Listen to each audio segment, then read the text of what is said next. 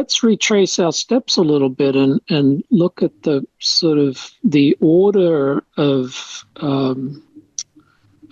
action that occurs in that myth, because the way it plays out is Zeus is eyeing all of this knowledge coming to human beings, courtesy of Prometheus and what is learning. And that's when he instructs Prometheus to invent the sacrifice, as if to say, teach these human beings how to make sacrifice as well, because that will remind them of where these gifts and abilities actually come from. Mm-hmm.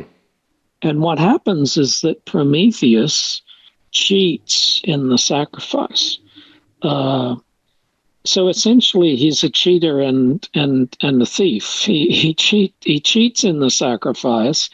In the myth, it's like he dresses up the skin and bones of the animal, and that goes to the gods. And this enrages Zeus. And this is why Zeus withholds the fire. Everyone knows about Zeus withholding the fire and Prometheus stealing it and being punished, but the setup is important. And Prometheus does steal the fire, and then he's punished by being chained to this rocky mountain. In the main version of the myth, for all eternity, it's like an eternal punishment. And this also, as people will remember, triggers Zeus to send Pandora and her jar of evils. And that goes to Prometheus's brother, Epimetheus. His name means afterthought.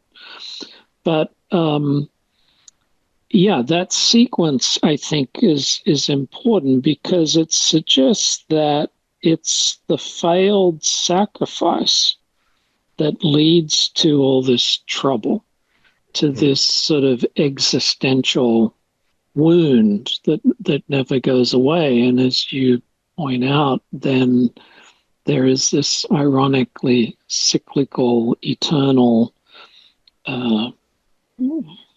process that happens.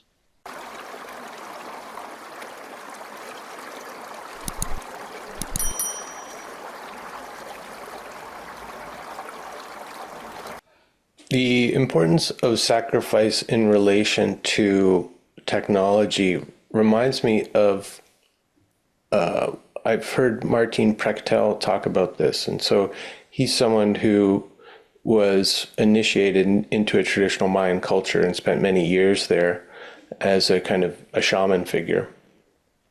And he came out of that experience, came back to America, and started speaking about the experience and what he felt was retained in that culture that was really important for us to remember. And one of the things that he talked about was that whenever someone crafted a tool, they always had to keep in mind the sacrifice that would be necessary to offset the cost of the tool. So if it was a metal knife, it required a lot of resources to craft that knife. And so your obligation would be relative to the kind of resource cost of the tool. So before crafting a knife, you might want to make sure that you really need it, because you're going to be obligated to do a lot of sacrifice to offset the cost of this tool, right?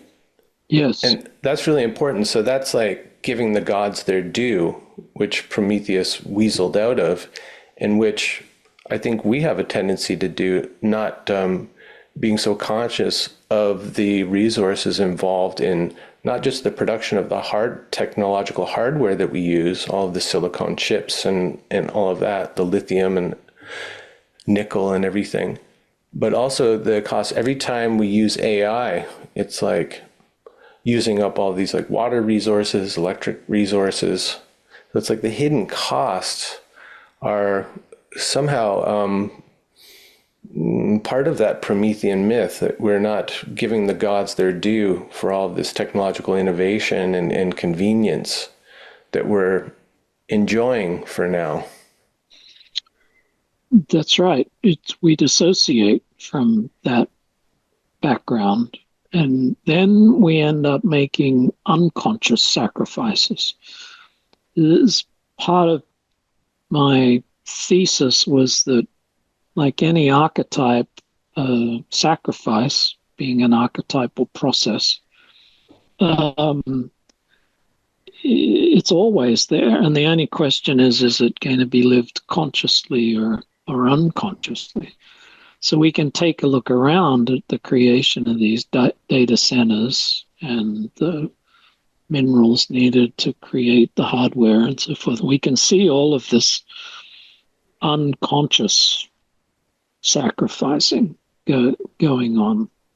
But the motif that you're pointing out is very important for us to keep in mind, that any traditional culture recognized that this propensity to what we innocuously describe as harnessing nature, but to take something from nature requires a sort of propitiation for the gods.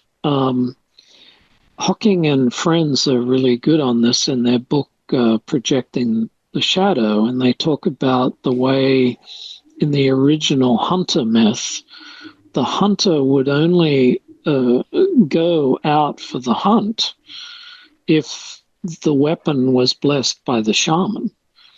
So you could say the hunting impulse and the shamanic impulse in their coexistence was an example of right order.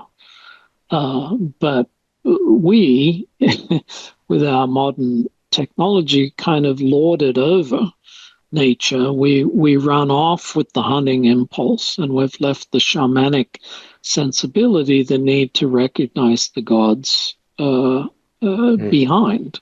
So this to me is the most interesting thing about the deeper dive into the Promethean myth. Yes, we're Promethean, everyone recognizes that, but what's not recognized is the split in the motif. The hubris is all there, but the sacrificial sensibility that is lost, and to some extent the implications of the punishment, these have fallen into the shadow.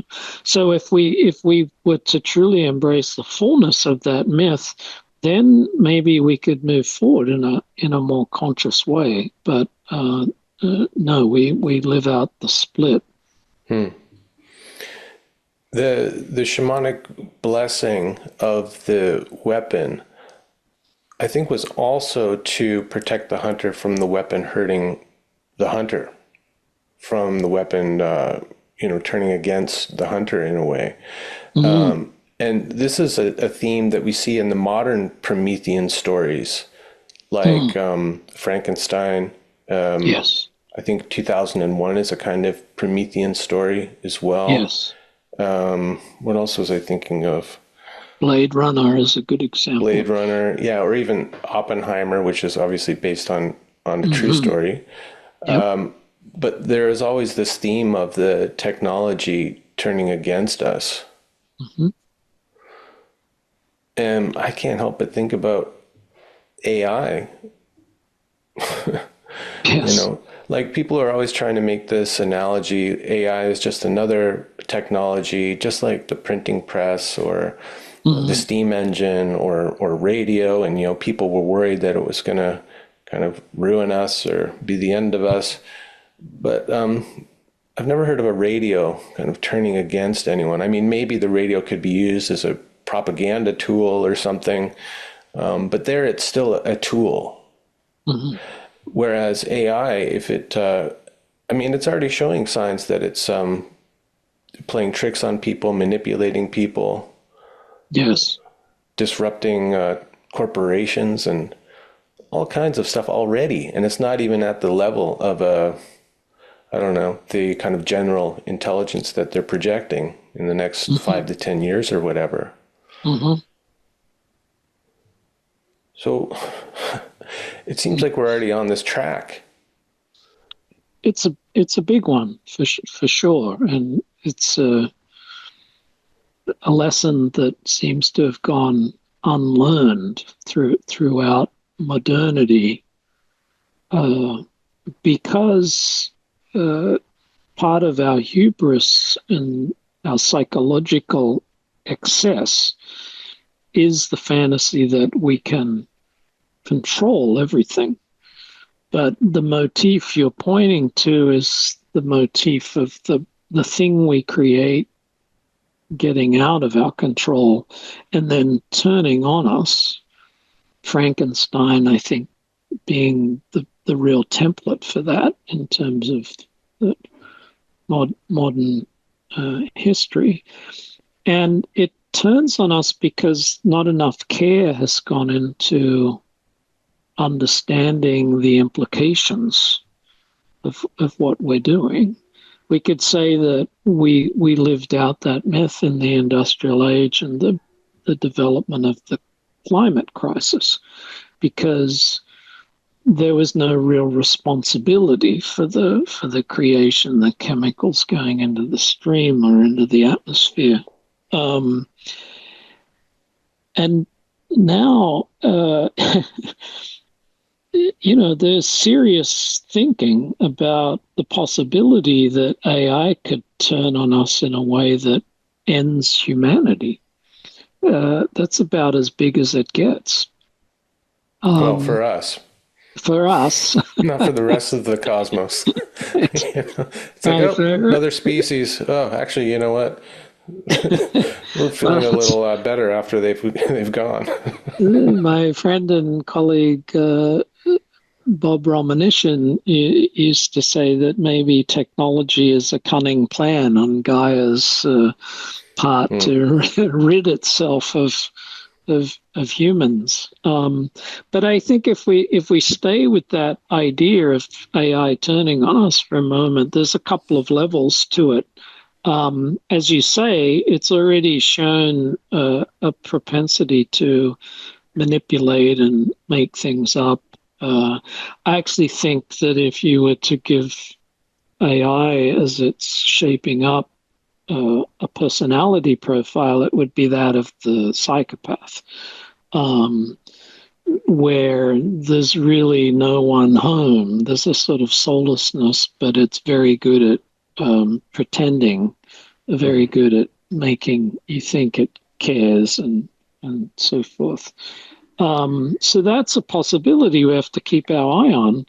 But I wonder also if the fantasy of AI turning against us is, in a way, an image of the fact that here we are thinking we're using technology to better ourselves and advance ourselves, and a regression is already obvious.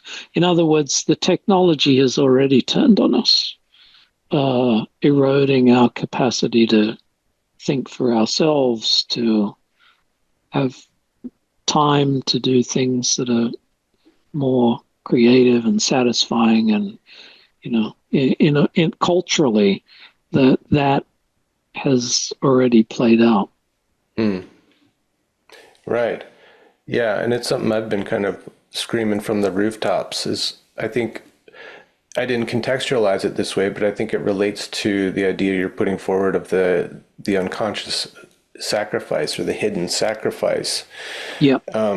For me, it's not just the sacrifice of the natural resources, but it's also the sacrifice of aspects of the human soul.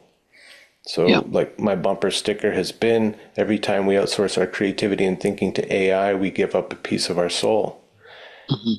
And I think that's what we can see already happening in the culture. Yeah. So in a way, it's already kind of, maybe it hasn't turned against us, but maybe it's turned us against ourselves. Or is that maybe part of the hubris? Because we don't even know what we're doing to ourselves.